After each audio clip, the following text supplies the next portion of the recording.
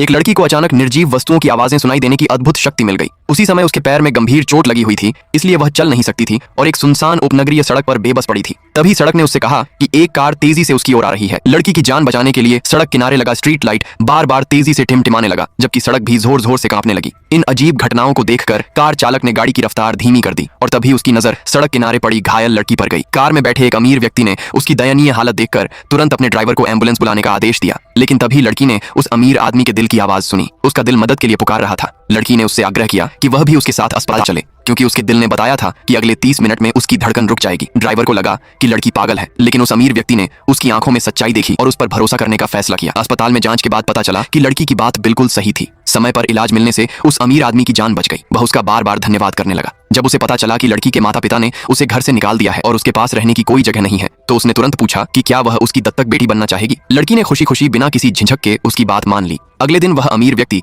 उसे अपने आलीशान बंगले में ले गया। उसने उसे एक जेड हरे पत्थर का लॉकेट दिया और बताया कि यह परिवार में उसकी आधिकारिक पहचान का प्रतीक है। जब लड़की ने उस लॉकेट पर खुदा हुआ उपनाम देखा तो उसे एहसास हुआ कि वह अब पूरे शहर के सबसे अमीर परिवार की बेटी बन चुकी है। उसने बिना देर किए उसे पापा कहकर पुकारा। उस रात अपने नए कमरे के आरामदायक बिस्तर पर लेटी हुई भी उसे अपनी खुशकिस्मती पर विश्वास नहीं हो रहा था। तभी उसका मोबाइल फोन बोल उठा और उसे याद दिलाया कि जिस ज्वेलरी डिजाइन प्रतियोगिता पर वह नजर रखे हुए थी, उसकी अंतिम तिथि केवल 5 दिन बाद है। लड़की को तुरंत याद आया कि उसके सभी मूल डिजाइन अभी भी उसके पुराने घर में पड़े हैं। उसने तय किया कि वह अपने डिजाइन वापस लाएगी और हमेशा के लिए उस पुराने परिवार से सारे रिश्ते खत्म कर देगी। जैसे ही वह पुराने घर पहुंची और जाने की तैयारी कर रही थी, उसकी सौतेली बहन ने उसे रोक लिया। लड़की को उसकी झूठी हमदर्दी और बनावटी चिंता से घृणा हो रही थी। वर्षों पहले उसी सौतेली बहन ने उसके डिजाइन चुरा लिए थे और उसी पर चोरी तथा नकल का झूठा आरोप लगाकर उसके पिता और बड़े भाई के सामने उसे बदनाम कर दिया था। पिता और बड़ा भाई हमेशा उसी सौतेली बहन का पक्ष लेते थे, इसलिए उन्होंने बिना उसकी बात सुने उसे घर से निकाल दिया था। तभी उसके पिता और बड़ा भाई भी वहां आ गए। सौतेली बहन ने तुरंत मासूम बनने का नाटक किया और बोली कि अगर लड़की वापस घर आ जाए तो वह उसके लिए कुछ भी करने को तैयार है। यह सुनते ही लड़की ने बिना झिझक उसे जोरदार थप्पड़ मार दिया।